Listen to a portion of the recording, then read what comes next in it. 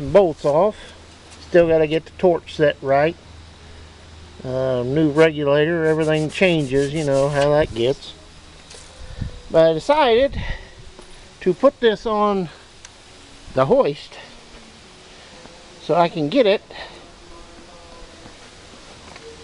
where I can easily work on this.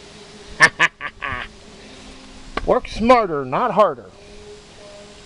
So that's what I'm getting ready to do. I'm going to cut this piece out, then I got to grind the spot welds out of it.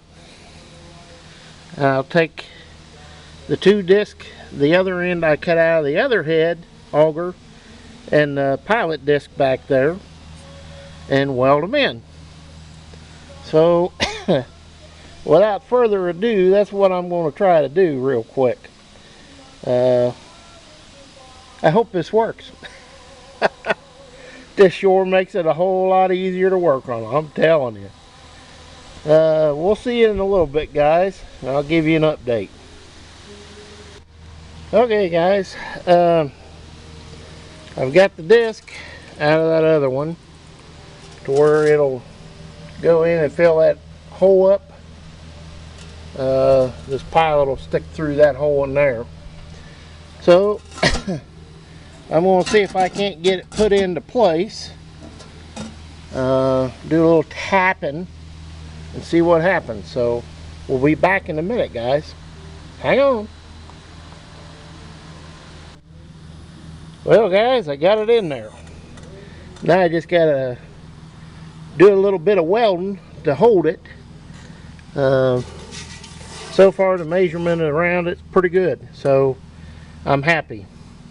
Now I just got to get the welder and hopefully weld this thing in place. It ought to be interesting. Sorry about the camera, guys. I don't know what the deal is with it, but we'll be back in just a few minutes, so hang on. I'll show you what I do. Well, hi guys. Got some success today. After going and getting a set of plows this morning that I bought at the sale, I got back and it rained for about half an hour after I got back, and it kind of cleared off. I got nice. So I decided to get back on this head. Auger, I should say. In my attempts here to get this fixed, this shaft in here is out of the other auger. And I really didn't think about it when I put it in. This stub shaft is out of the other auger as well. But I didn't think about them. I just stuck them in, reassembled everything, and basically you couldn't turn the fingers. They were in a bind. And I got to looking, and this finger, the way it was set, was all the way against the side of it, and it was like this. So you got to take measure out and measure that shaft over there, down there, from the bearing edge to the end of the shaft. That's right at 4 inches. 3 7/8, something like that. So measured this one. It was 3 1/2 from there to there. Well, now we're right at 4 inches. So I moved it about a 1/2 inch, and she's good to go now. As you can see, easy to turn, I guess. You can see that. But that's all free. It moves easy. It's in good shape now. This end, there wasn't anything wrong with this hub. Same with the other one I took out. This end was good. This other end, it was another story.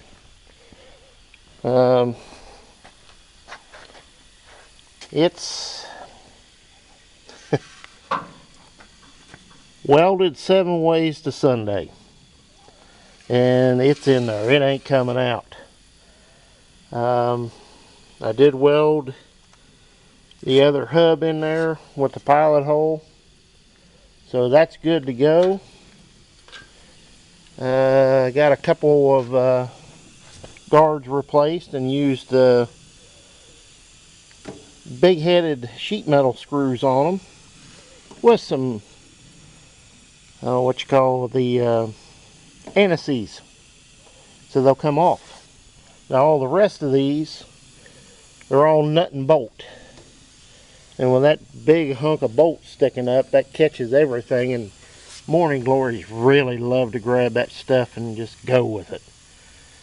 So I've got to order some more finger guards. Now I'm telling you, having this hoist with the air cylinder on it to raise and lower this thing is so nice. I mean, you can work right here standing up. You don't have to bend over. You're not squatting. You're not kneeling. You're not getting the, you know, the positions. But I think she's ready to go back in. It's about 6 o'clock right now, and I'm going to call it a day. And see how nice and easy that turns now? No more binding, no more funny noises. Everything's loose. See? I got room to move. So the auger, I believe, is in good shape now and ready to go back in. I'm going to tackle that tomorrow. Get it on the, get it back over on the trailer, get it slid up in there, and start putting it back together. Hopefully. This has been a long process, but I'm getting there. I think we're on the downhill side. The only thing I got to go do tomorrow morning is go get some of these little clips that hold that cover on. And I don't know why they're backwards. Those clips should have been back here and that tuck going under here. That way, well, doesn't matter one way or the other. I just got to get them little clips that slide over that so you can put the bolts through them and it tightens down and all that good stuff. I can already see I'm going to be getting the Permatex and the duct tape out. If I put a piece of duct tape across, you know, cross them at an angle, they don't, the morning glories and stuff it likes to grab doesn't get a hold of them, and it'll feed on through good and won't wrap up. That's why I put the screw head, rounded screw heads on these, just for that reason.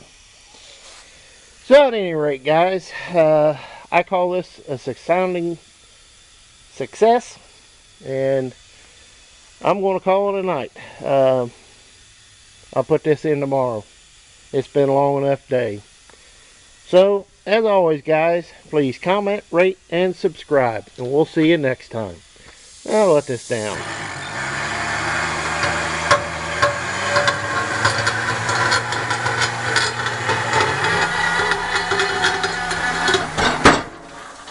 I love this thing.